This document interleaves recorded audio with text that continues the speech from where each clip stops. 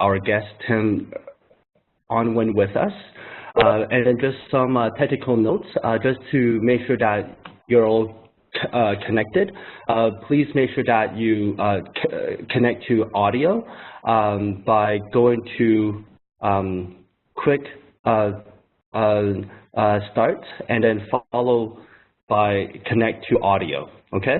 And throughout the webinar, we also request you to mute your microphone, and then at the end, when we have a question and answer period, I invite you to unmute your microphone and ask your question. And with that, I would like to quickly begin our session.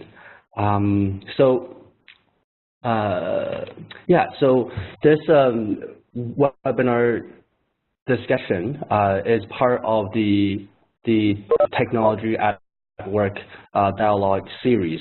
And with the introduction of new technologies, it has transformed and changed jobs for many centuries, and most notably during the Industrial Revolution.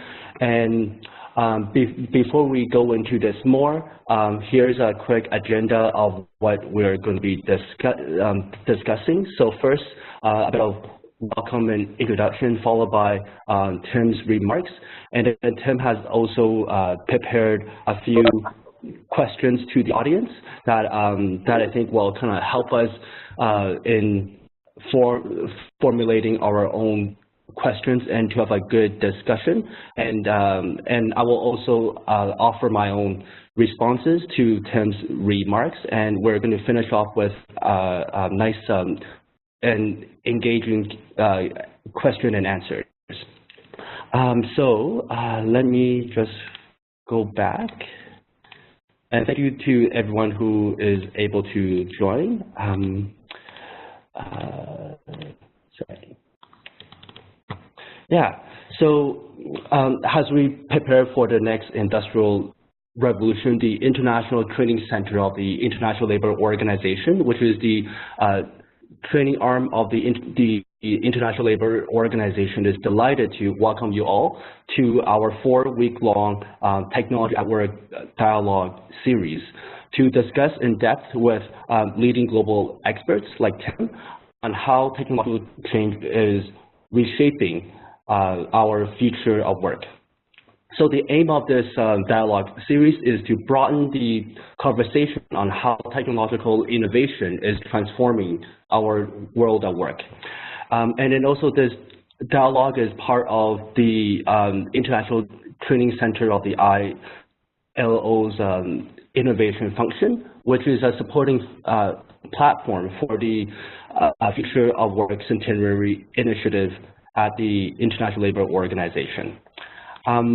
So if we go to the next slide, so this second dialogue will be focused on disruptive technologies for human development. And with us, we have Professor Emeritus Tim Unwin, who is the Unesco Chair for Information and Communication Technology for Development at Royal Holloway, University of London.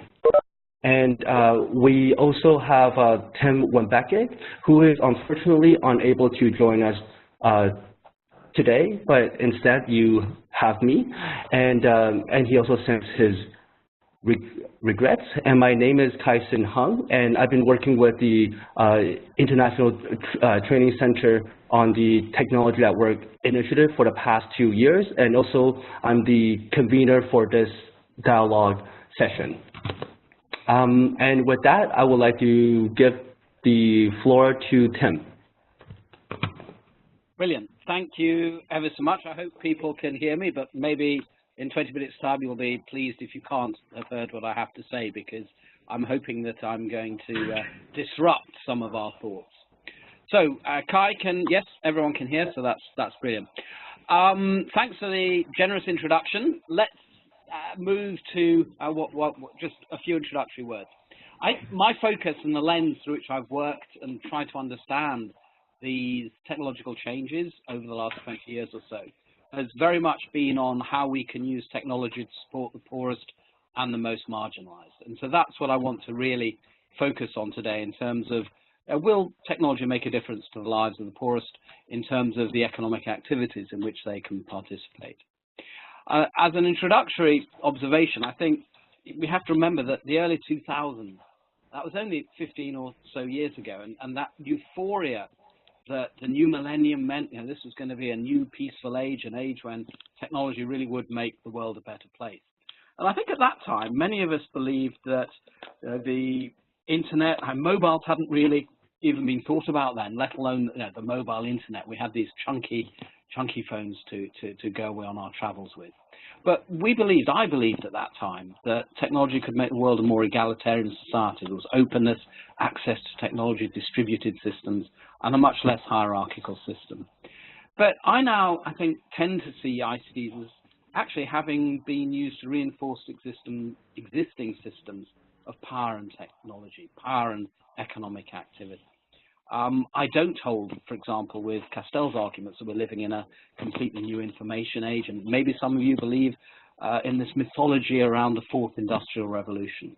The case I'd like to put is actually that technology has reinforced the existing power structures that we've had in place.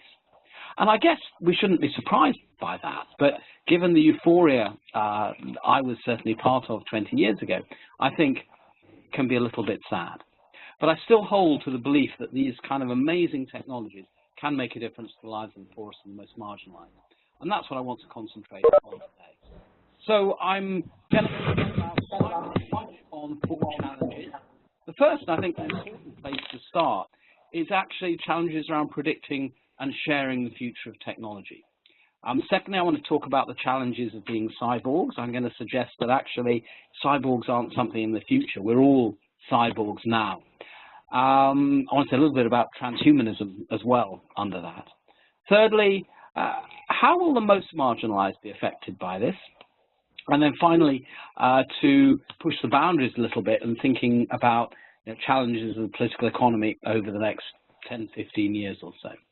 And I'll try and keep it brief because I think these sessions are much more important if we can have some interaction. Kai didn't say that we'd actually tried to get a kind of counterpart to my views, and we got lots of different people to say, oh, we'd love to come, but they're committed to doing other things. So there's something very strange going on in the world today, apart from this session. So I hope I'll challenge you and you'll provide feedback. So firstly, thinking about the challenges of prediction and talking about where technology will be in the future. Really important, because if we haven't got an idea where it might go, we're not going to be able to shape it. And I think the most obvious point to make about that is it's terribly easy to see what happened if you look backwards.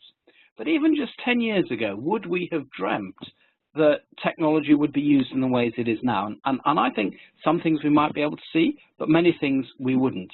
And I've recently been doing some work to Save the Children on technology and education training for the most marginalized people over the next decade. And in doing that, hopefully it'll soon be published and we can share it. But in doing that, we looked at the existing trends and assessed the likelihood of them continuing. And it was a great opportunity to think into the future, and so I want to share some of the outcomes of that.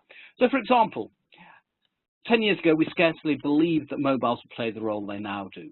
But there's been a massive trend to miniaturization. They've got smaller and smaller and smaller. Where's that going to go in the future? We're now beginning to see arguments that maybe in 5 years, certainly in 10 years, we won't be using mobile devices as we do at the moment. There'll be something different. Difficult to predict what it will be, but imagine the implications of that for all the people producing, manufacturing mobile devices as well. So what's going to come after the end of mobiles? And you'll see how my argument develops when I begin to talk about cyborgs in a minute. Because I think there is going to be a much closer blending of humans and machines. And that has immense implications for the nature of the workplace. And I'm not today, because everyone's talking about it, but will robots replace humans? I don't think that's the important question at all. We'll raise some other things. So a fourth point perhaps we could mention here under this initial heading is I don't know what the balance of control is going to be. part of the reason I said at the beginning that we believed that this technology really was going to be disruptive. It's going to be flat, going to be distributed, going to be equal. I don't think we've really seen that. In some places we have, but we've actually had this reimposition of hierarchical systems of control. And you know, there are a whole lot of issues that we might explore around that. And sort of just as part of that, you know, if we think about what's happened to blockchain, it was originally quite anarchic, it was distributed, but now it's been kind of co-opted into the major traditional banking structures as well. Yes, there are exciting opportunities still out there to do things differently, but countries are now talking about using blockchain to create their own cryptocurrencies and things. So this idea that technology can be flat and distributed has been taken over as important. I think another introductory point to make under this theme of challenges in predicting, and looking back to where we were perhaps 15 years ago to think about the future, a fundamental point is that the modern is seen as being good. The modern is seen as being good. Technology, technological change and evolution as something natural. Of course this is going to happen. I would argue that really isn't the case at all. There's nothing inevitable about it. All the technological changes we've seen have reflected particular interests. And if we don't understand the interests, we're not going to see what's going to happen in the future. And that requires us to consider about the ethics of technology. How do we decide what's good and bad? Who are we to make decisions? Certainly a point I make in my new book is very much that the voices of the poor and the marginalized are always excluded from many of these discussions. But I still think that it's possible for us as global citizens to make a difference. We don't have to let some of these technological changes that serve the interests of a few elite individuals and corporations, such as Elon Musk, Mark Zuckerberg, Bill Gates, and you name them. Their vision of the future doesn't have to be our vision of the future. So, first point, there are a lot of challenges in predicting the future of technology. It's obvious looking backwards.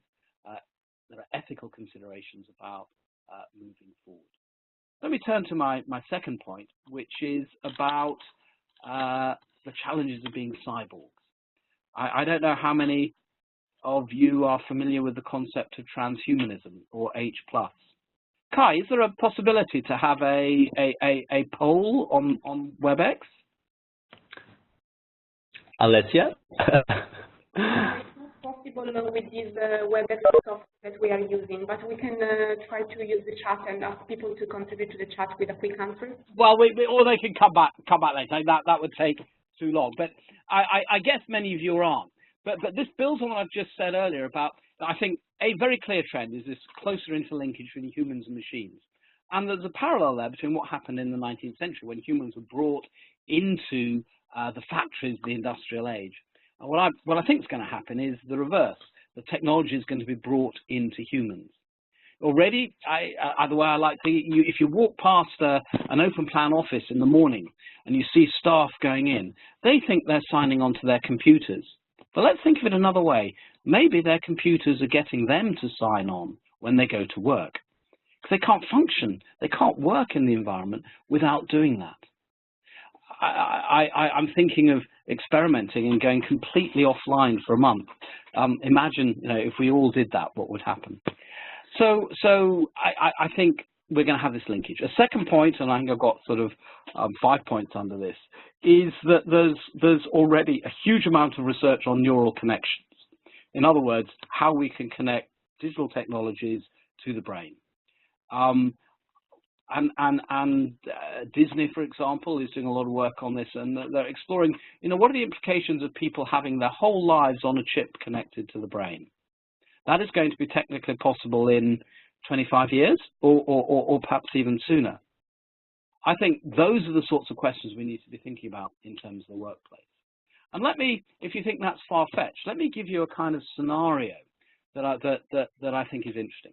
Many of you will be familiar with the arguments around infant birth registration being a key factor in improving health in some of the poorer countries of the world, and certainly in Africa.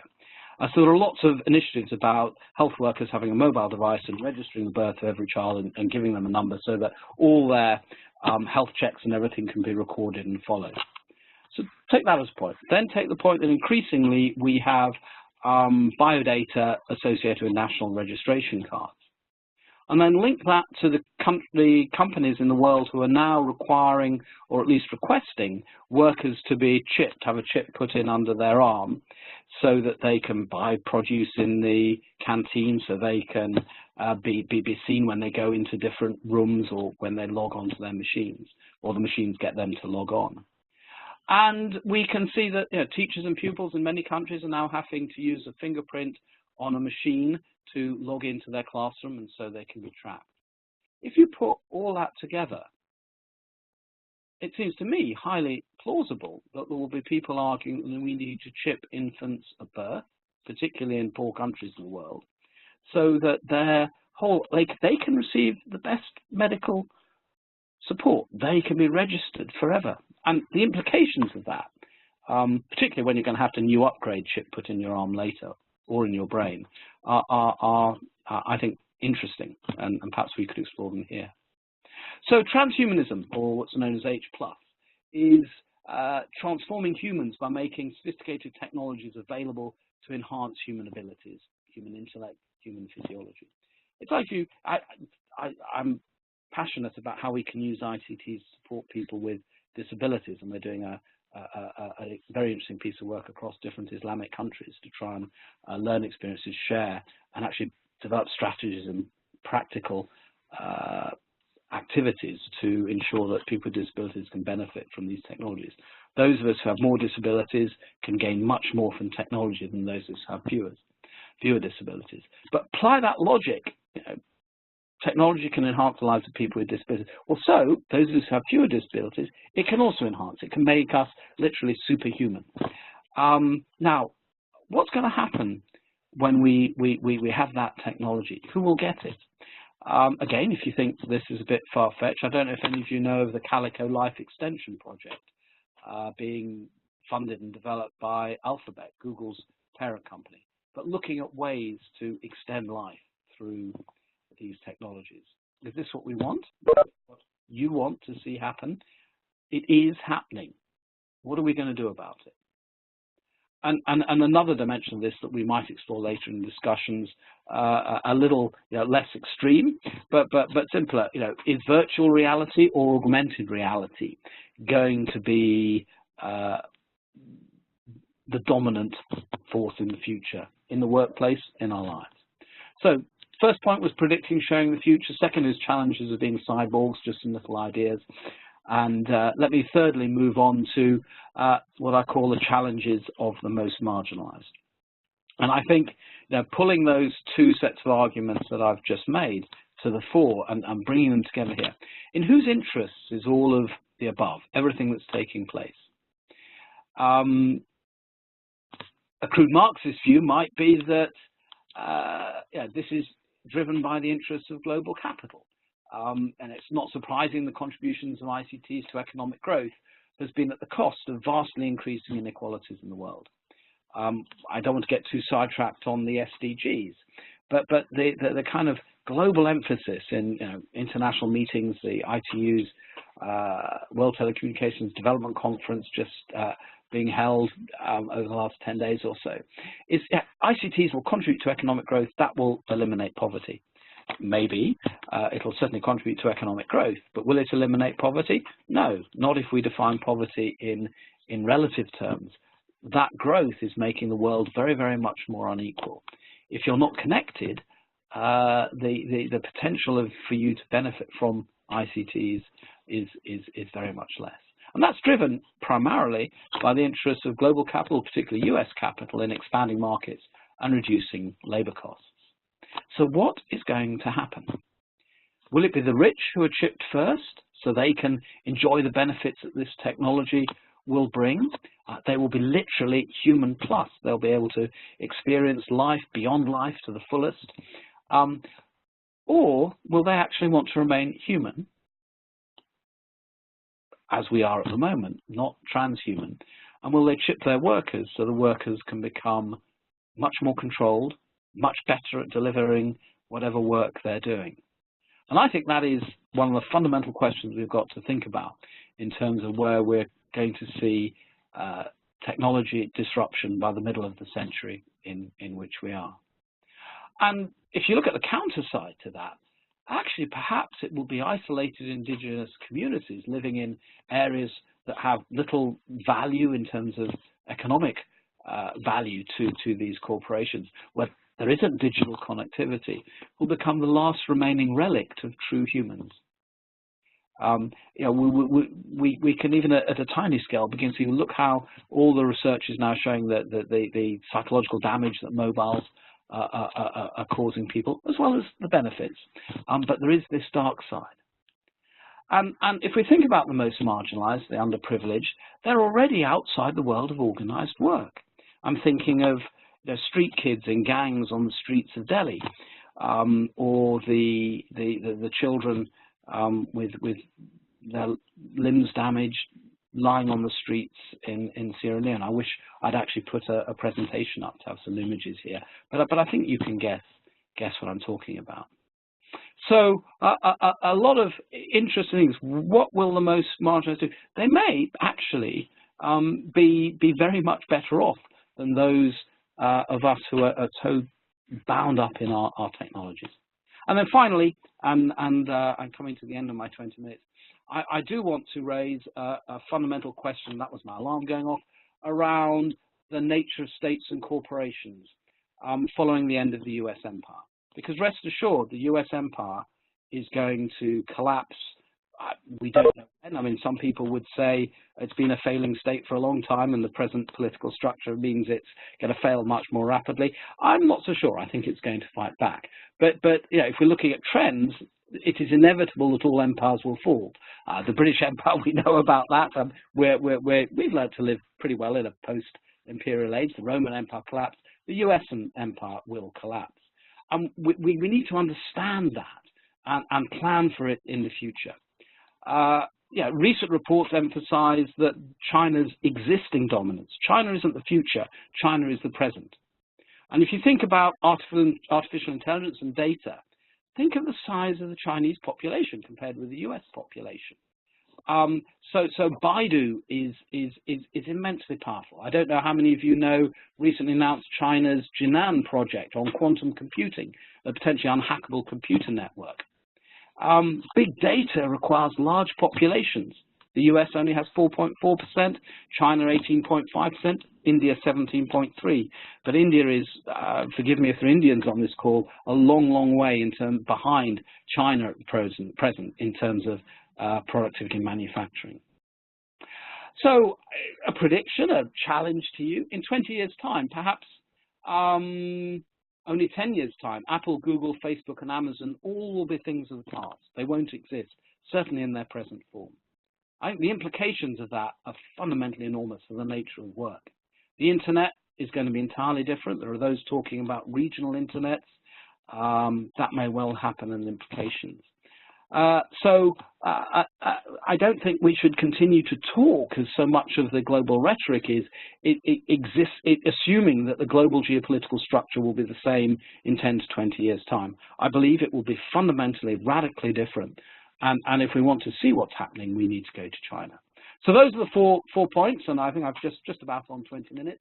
The first is real challenges in predicting and sharing the future of technology. It's an ethical issue. We need to participate in shaping our own future, not let that be driven by a few interests. I think we need to think not just about robots replacing humans, but with this interaction between humans and machines. We're probably too late to do much about that, but what are the nature of our cyborg future? What's that going to be? Thirdly, thinking about the most marginalized, I think they should be all of our responsibilities, our most important responsibilities. Those who are still not affected directly by technologies, what's going to happen? And then fourthly, to be aware of changes in the political economy. So, Kai, that was my 20 minutes. Would you like me to raise my 3 challenge questions now, or should we sort of have a broader discussion first? I hope I've provoked you, by the way. Yeah, no, I think definitely thanks for those remarks. Yeah, no, I think to help us generate the discussion, we have asked him to pose 3 questions to the audience here, and then I think this will help us go into our discussion. But before we do our Q&A, I would also like to provide some of my initial responses. But Tim, if you want, please pose your 3 questions to the audience. Okay, I think you've put them up there, which is great. So the first is, and I think this is actually maybe where we focus, and it's a bit more grounded than some of my forward-looking, but are we happy that technology is leading to an ever more unequal world? If we're not, what should we do about it? And if we're not, what are each of you on this call, Maya, Christian, Davor, Derek, right down to the end, Ralph, Shazia, and Simon, what are you going to do about that? Next question was, this is just because I'm fascinated by it, and I'd love to know your thoughts. Who will be the kind of first main users of neural chips? I guess the elite some of the elite will try it, then they will take them out and give them to the, or force them on the masses. But or is this? Am I totally unrealistic on that? And then, how do we, whoever we are, whatever the organizations we work for, actually make the future of technology at work be as we would like it to be, rather than something that is going to be imposed on most people in the world? So those were kind of 3 questions that, in case you didn't have anything you wanted to disagree with me in what I've said so far, we thought we might focus on. So thank you, Kai. Great. So thanks very much for highlighting the 4 different challenges to help us think about the future of technology, and also in the context of the future of work. And for the 3 questions, just to help us begin our conversation. Before we go into our question and answer period, I would like to quickly respond, linking to Tim's points on, us, you and I here in this discussion being cyborgs in the near future, and the notion of transhumanism, as well as how can we make ICT for the most marginalized. This past week, last week, in the United Nations in New York, there was an event at the General Assembly where all the member countries gathered for an event called The Future of Everything, Sustainable Development in the Age of Rapid Technological Change. So this is something that at a global level we are beginning to discuss and then try to get a handle on as well. So at the beginning of this session in New York, the second in command at the UN Deputy Secretary General Amina Mohammed opened the session. So something that she noted was, despite the profound potential for accelerating progress on the Sustainable Development Goals, if technological progress is not managed well, it risks exacerbating existing inequalities. And I think this is something that Tim have raised, and then it is also something that we here are trying to have a better understanding of how the future of work that we want can be changed in a way that we can actually address and tackle these inequalities. But after her remarks, Amina had a significant but short conversation with Sophia. So Sophia is a social robot created by Hanson Robotics.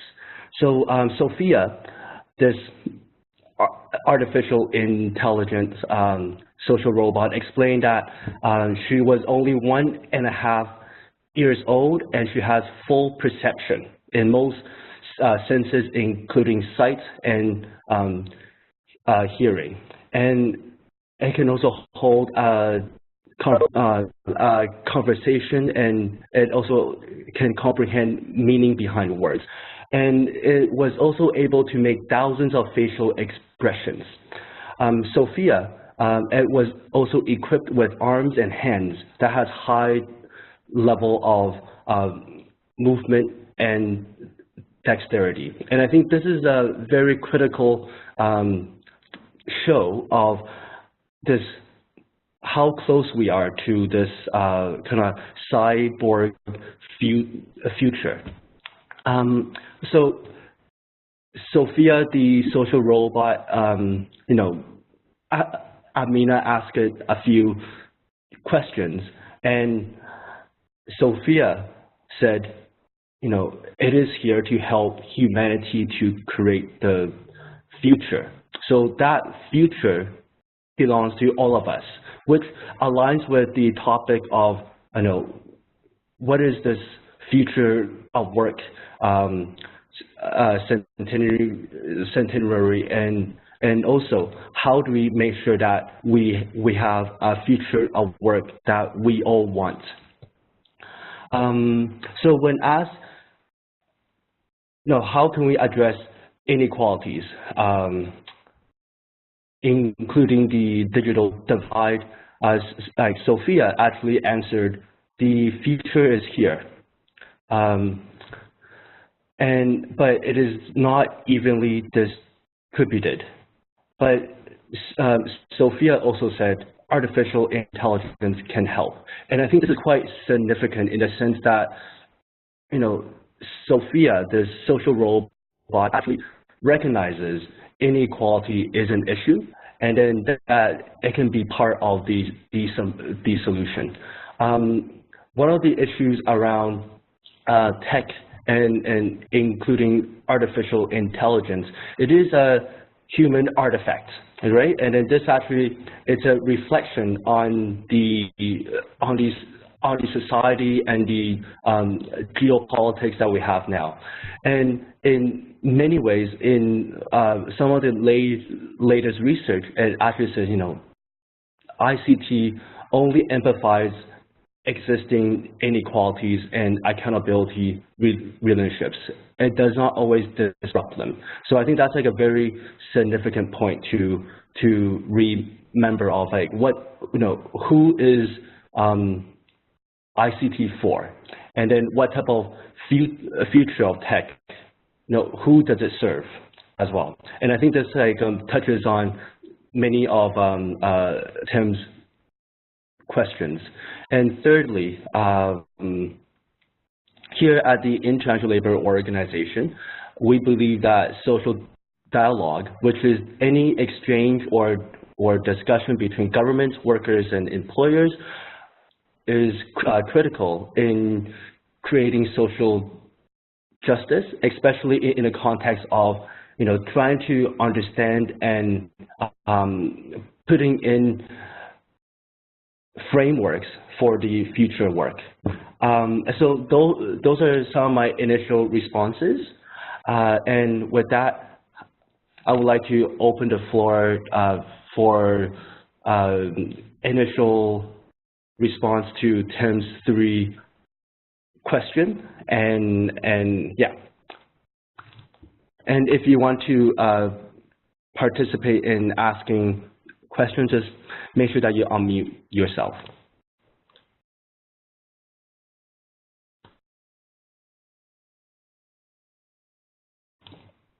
There's always a deadly silence at this stage. I think some people, Paul, you typed a message, so if people have got some questions, if their connectivity is not very good, that they would like to type, we can try and answer as well.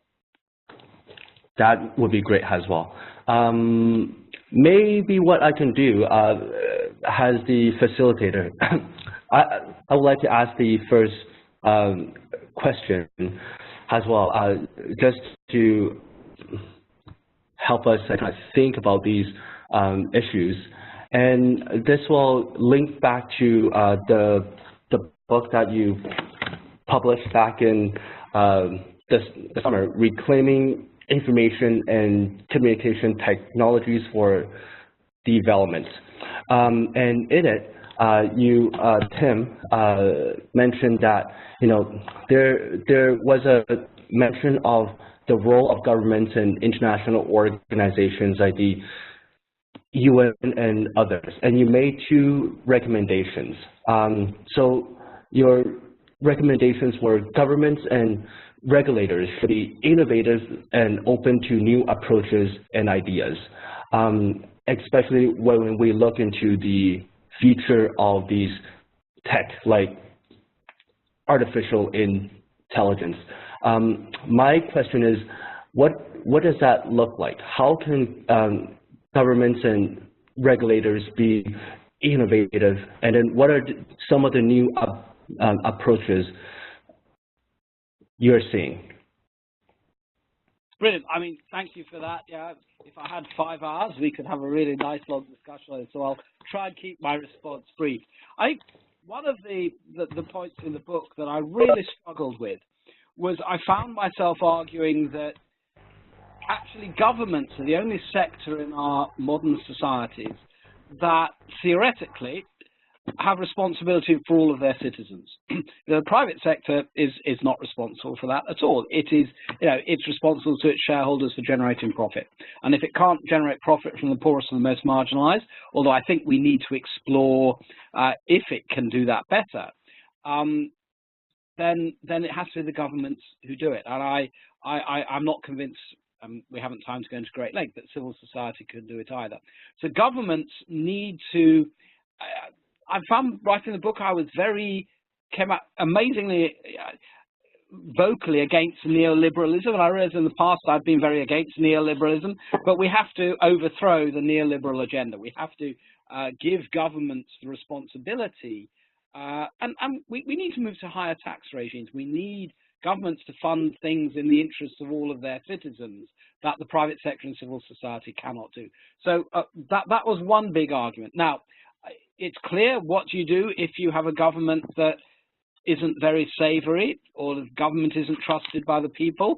I mean, look at my own country, for example. What are we doing about Brexit and the implications of that? So I think that is a challenge. And my only answer to that is I've always found good people, even in problematic governments, with whom to work.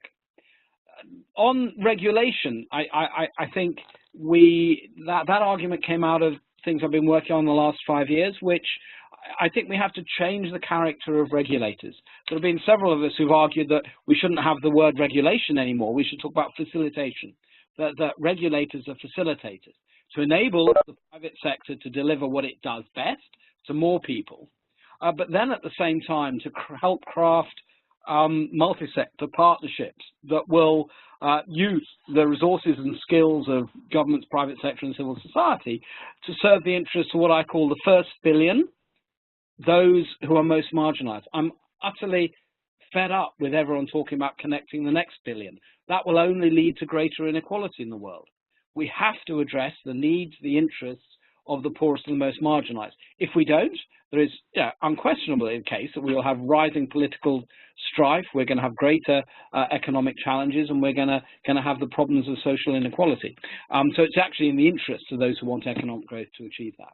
So that's a very condensed summary, Kai, but I hope it gives you some ideas of what I'm thinking. But I'm seeing lots of people are typing questions, so let you be moderator and great. take those questions. Yeah, so here I am seeing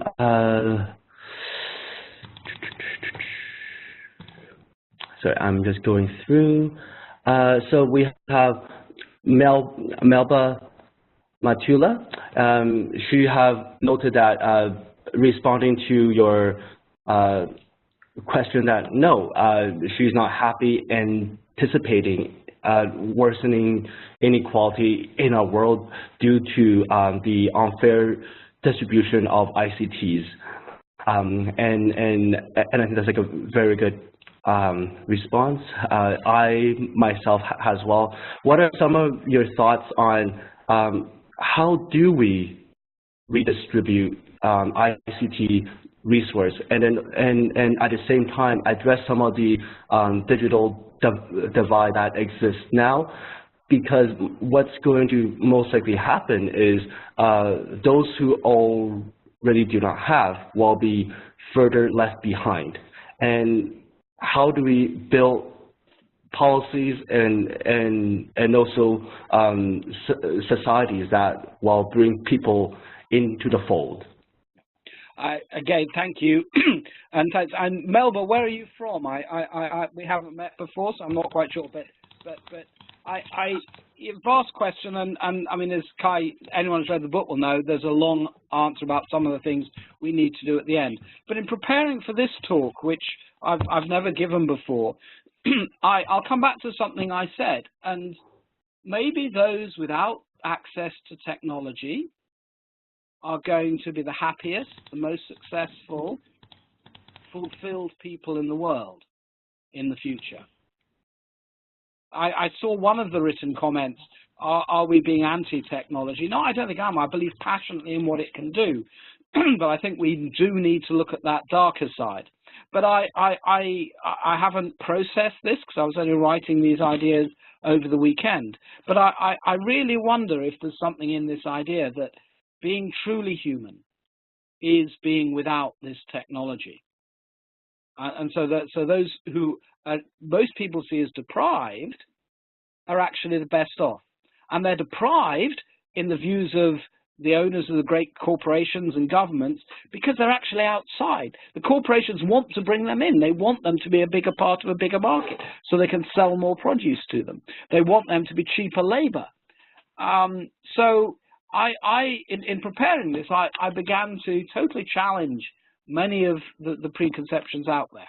But let's assume we want to, who are we? Let's assume they want to be connected. And I think the interesting question there, and it's something that a group of us are now working on, is actually doing much, much, much more work in understanding the needs of the poorest and the most marginalized. Far too much tech is developed by people in Europe and North America, or in the big cities of poorer countries of the world, by people who don't really have a clue what it's like to be a poor person or a person with disabilities or an abused woman in a patriarchal society. We need to actually, all of us, understand the needs of these people and then design technologies specifically to support them. and I think that leads to, if we begin with that position, that leads to a completely different way of thinking. And again, we'll probably all know our own countries best, but let me give you the example of Britain. We've gone to moving to a digital by default world. But that immediately excludes people who don't have access to the fast internet. And that excludes lots of parts of rural Britain. That excludes many of the elderly who actually either have difficulty or don't want to connect. It excludes many of those with disabilities. It excludes the people living rough on the streets or in battered cars because they can't afford housing. So, that kind of argument from the top about what they're going to do isn't inclusive. And I just think everything we need to do needs to focus on inclusion rather than exclusion. And there are lots of people beginning to do that. I mean, as I mentioned, the work we're doing on accessible technologies, people with disabilities. And I think that there are things that can be done there. But it does worry me hugely that we're moving to a much more hierarchical world even than existed in the 1980s and 90s, and yet we dreamt in the early 2000s that this technology was indeed disruptive. It would be equalizing. That hasn't happened. And that, I just think we first need to begin to have a change of mentality. And I as you know, Kai, and I think others, I do believe in the potential of multi-sector partnerships to resolve some of these issues as well. Great, thanks for that. And then I have a question from Paul West. So he says the poor use buses, the wealthy uses Porsche. Everyone else is somewhere in between. It depends more on the developers and implementers of tech than the poor. And in his response to your question, who will be the main users of the neural chips, he said, no, I will not get chipped until these chips become a lot more upgradable, because most likely in 2 years' time, these will become obsolete. And I think tied to this, we also have a comment from Penmini, and then her comment is she would like to know to what extent will we be able, will governments be able to regulate work, say in the case of crowdsourcing, where identifying workers themselves remain really difficult in an online platform economy. Tim. Okay, Paul, nice to see your comments, and I did reply in writing to the first one. So let me. I actually think, yeah, buses and Porsches are both vehicles. I actually think that we're going to see fundamentally qualitative changes, not just quantitative changes, and I find that interesting. In terms of regulation, I'm looking at trends. I think we're going to move to a world that has much more converged regulation. So we're going to regulate on principles rather than on particular technologies or practices. So we're seeing in many countries, I think Belgium's actually a very good example, the way in which different regulators are coming together based around some overarching regulatory principles. The challenge will be globally, and I think the ILO and WTO and other UN organizations have a key role to initiate and take through these discussions. Or what are those principles going to be? We look at the moment and see the conflict of rhetoric and practice between, for example, the European Union and the USA. Let's exclude for the moment China, Russia, and India, but very, very different models of regulation.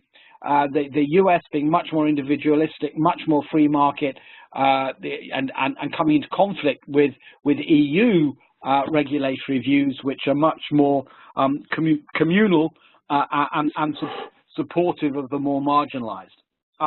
If we add that to my prediction about the failure of the US empire, I think we can see an opportunity that with the collapse of the United States of America, collapse of the individualized capitalism, we may be able to encourage these more bottom-up, more communal, more crowdsourced, collective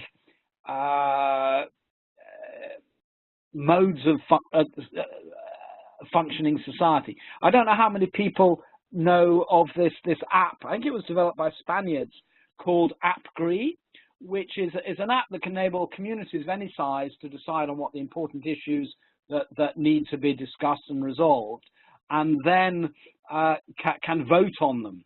And I think that kind of model, we could do away with countries. We could do away with traditional parliaments.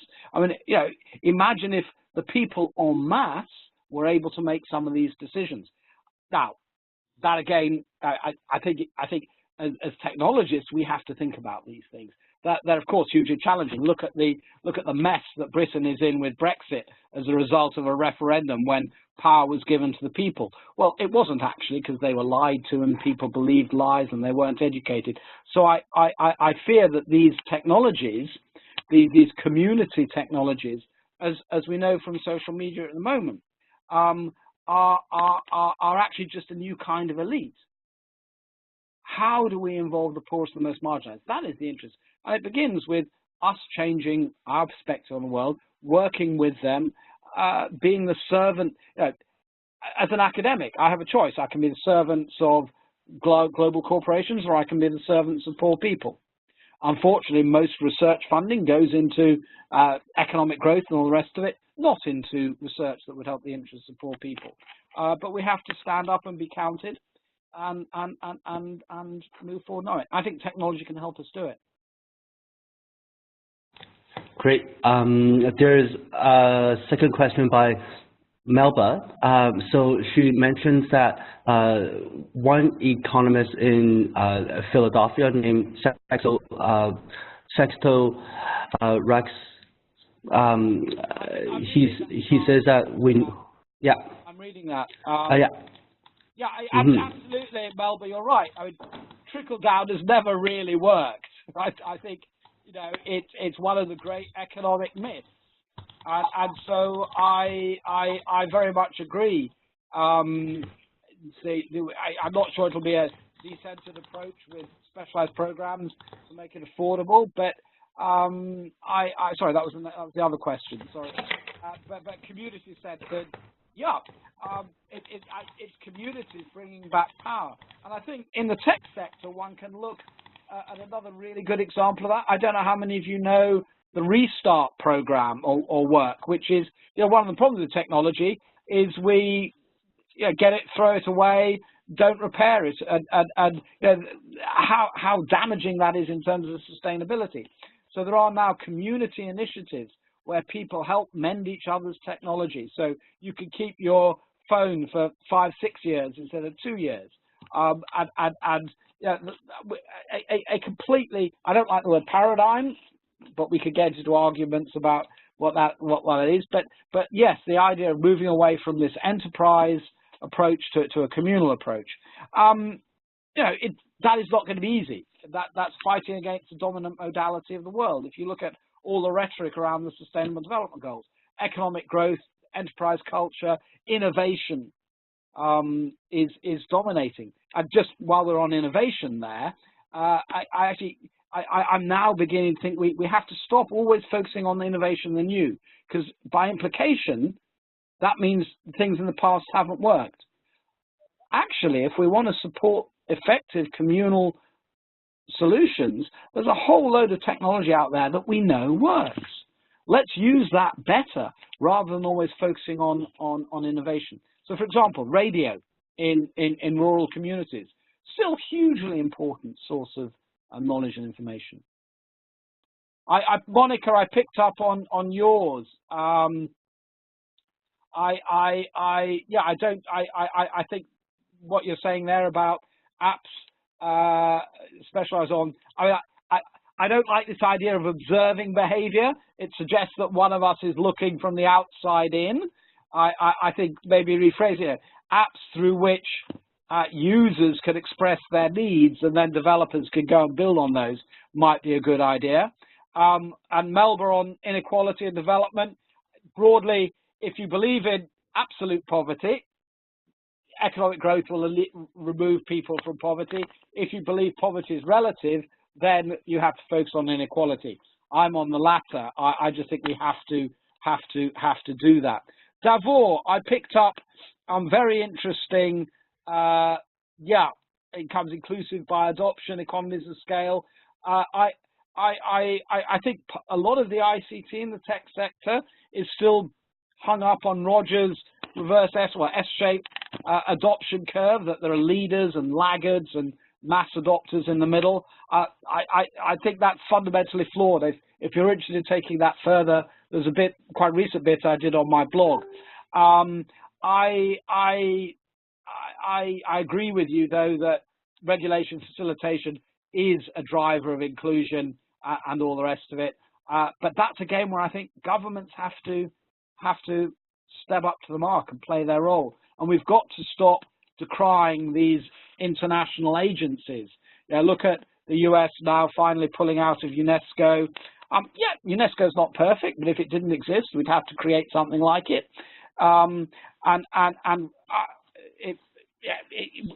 It's a bit paradoxical of me to say it, but I do think all of us need to support some of these global agencies.